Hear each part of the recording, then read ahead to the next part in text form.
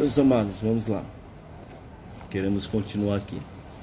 Os tabernáculos, né, que foram construídos e as pessoas que foram escolhidas para ser artesão, para fabricar as peças do tabernáculo. Vamos ler aqui agora os talentos revelados na igreja. Mateus 25, 14 ao 30. Que diz: a parábola de Jesus sobre os talentos envolvia a história de um homem rico que, precisando viajar, se ausentou-se da sua terra, resolveu distribuir responsabilidade de negócio com seus servos. Mateus utilizou o termo grego talento, que significa talento, e referia-se a uma moeda de alto valor. O homem da parábola distribuía um talento aos seus servos, de acordo com a capacidade de cada um daqueles que negocia com aquele talentos, que podem representar qualidades naturais e graças espirituais que qualificam pessoas a realizarem determinados serviços para o reino de Deus. Cada crente é dotado de algum talento, com o qual poderá trabalhar para o Senhor Jesus e receber a devida recompensa pelo seu trabalho. Esses talentos podem representar dons concedidos pelo Espírito Santo, tanto em relação aos talentos naturais quanto os talentos espirituais, os quais são identificados pela habilidade úteis para o serviço da Igreja de Cristo. Cada crente é dotado de algum talento com o qual poderá trabalhar para o Senhor Jesus e receber a devida recompensa pelo seu trabalho. Ou seja, aqui a palavra de Deus, ela está mencionando a parábola que Jesus faz de um homem que se ausenta da sua seara, das suas terras, e ele contrata pessoas para ficar responsável por aquelas terras. E nessa parábola ele coloca aqui as moedas de um alto valor, e cada um é responsável pela quantidade da sua capacidade. Eles são responsabilidade. A quantidade refere-se à capacidade de cada um. Ou seja, se um pode cuidar de 2 moedas valiosas, vai cuidar de 2 moedas. Se ele tem uma habilidade para negociar, se tem alguma habilidade para ensinar, enfim, é distribuído de acordo com a capacidade, né? E isso requer dedicação, requer responsabilidade. Jesus estava mostrando a obra dele semelhante a isso. Ele está mostrando, ele não deixou nada oculto, não deixou nada entre linhas, ele não deixou nada em dúvida. Jesus, ele simplesmente trouxe toda a explicação para aquele que trabalha, que deve ter dedicação, que deve ter cuidado, deve multiplicar. Se entrega 2, Jesus só recebe se for 4. Ele não se entregar 2, ele receber 1, ele não recebe, porque está fazendo de qualquer jeito, não houve dedicação, tá? Então, se a pessoa não tem a chamada para aquilo, tem que rever, tem que sentar, tem que parar, para que não venha desperdiçar aquilo que Deus deu. Se Deus me chamou para algo, eu tenho que conhecer, eu tenho que saber para que Deus, e eu tenho que saber se está funcionando. Se não está funcionando, é porque eu não estou usando a minha habilidade. Cada ser humano tem uma habilidade para alguma coisa. Porém, a gente só quer usar a habilidade da gente por coisas que interessam a gente. Por coisas que interessam a Deus, a gente não quer usar essa habilidade.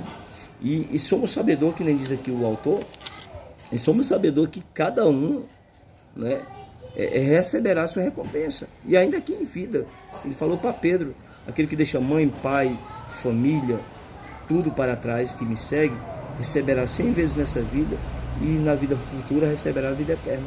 Ou seja, será recompensado em prazer, em alegria, em gozo, em contentamento. As práticas erradas que a gente deixou lá, ele vai recompensar 100% a gente, sabe, em prazer, em alegria, em gozo, em cuidar, se aquilo que a gente ia investir nas coisas lá de fora, a gente agora está investindo na obra de Deus, investindo na cachaça, agora está dizimando, está ofertando, Deus vai recompensar você, porque Ele não é injusto.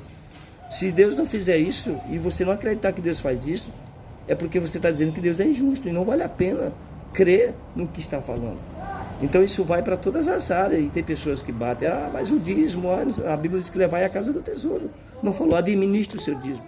Leve uma cooperação, não leve uma contribuição, olha o que está faltando e leve, mas não dê o dízimo. Não, a Bíblia está dizendo, leve à casa do tesouro. Em Atos dos Apóstolos, todos levavam lá a casa do tesouro, levavam aos pés dos apóstolos, em Atos 2, 4, todos tinham tudo em comum. E permaneciam na doutrina dos apóstolos, ou seja, o que os apóstolos combinavam, concordavam, era feito, a igreja fazia, era realizado. Então, eu estou tentando passar, para você trabalhar tem que ter uma concordância, tem que ter uma harmonia, tem que ter uma submissão. Se todos quiserem ser pastor, vai ficar difícil, porque vai ficar a parte que a pessoa era para fazer, ela não está fazendo. Ela é para fazer o quê? Ela é para auxiliar, então ela tem que auxiliar, ela tem que preparar o templo, ela tem que chegar no horário certo para preparar o templo, ela tem que chegar no momento certo, ela tem que chegar no horário, ela tem que revisionar as condições do culto, o ambiente de realização do culto, ela tem que ver o que está faltando na casa de Deus, ela tem que apoiar o pastor, ajudar o pastor, interagir com o povo, para trazer o povo para dentro do propósito da palavra de Deus, idealizado pelo pastor, pela sua liderança, pelos diáconos, pelos presbíteros. Então cada um, mas muitas das vezes um fica enciumado do outro e fica nessas brigas e acaba não realizando o melhor para o Senhor. Uns acreditam, outros não acreditam, uns acreditam mais no que nas redes sociais falam, alguns bobões que não têm vida, que não conhecem a Deus, ficam falando contra o dízimo, contra a oferta, ficam falando contra a prosperidade, ou seja, eu sou próspero, você é próspero, meu irmão.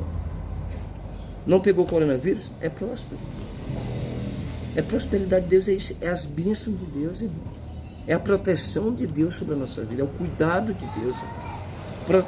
Prosperidade não é ostentação, irmãos, pelo amor de Deus.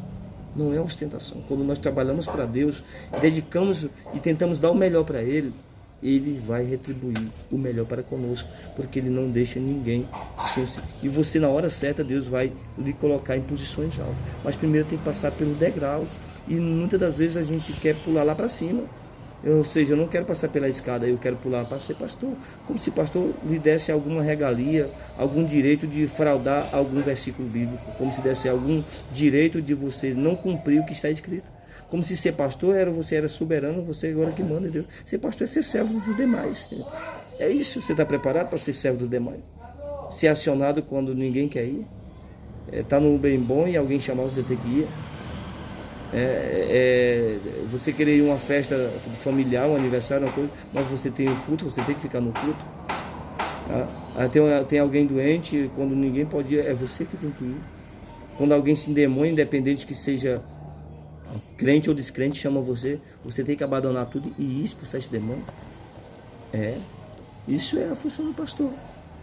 Mas não, muitos vê o pastor quando se fala em pastor, é como se falasse no líder do PCC. É como se estivesse falando de dinheiro. É como se estivesse falando de bandido. Então está na hora de nós olhar para o povo que Deus chamou, capacitou, com um olhar espiritual. E a Bíblia diz que Deus, o povo não deixou faltar nada para eles fabricarem, não deixou faltar nada. Muitas das vezes a gente quer fazer coisas maiores para Deus, na obra de Deus, não sabe, porque às vezes deixa faltar o essencial. Infelizmente nós dependemos de coisa. Para fazer uma igreja precisa de tijolo, precisa de cimento. Na oração não vem. É os crentes mesmo que se movimentam, é nós mesmos que constrói a casa de Deus. Pastor, mas a casa de Deus somos nós, sim. Ontem eu até falei no início, no primeiro capítulo, eu falei concernente a isso, né? Hoje o Espírito Santo está em nós, quando nós se reunimos, é a glória da segunda casa, se reúne em um só lugar, e aquele lugar se torna santo, porque nós somos santos. Então quando nós entramos num lugar, ali a presença de Deus se manifesta, trazendo santidade para aquele lugar, porque aonde nós chegamos, nós levamos santidade para o lugar. né? Por isso que a igreja a gente levanta, o templo, as paredes a gente levanta e consagra ao Senhor, porque ali é o lugar unicamente da reunião do povo que conduz a glória de Deus. É a glória maior da segunda casa. Então Deus abençoe os irmãos. No próximo vídeo estarei dando continuidade.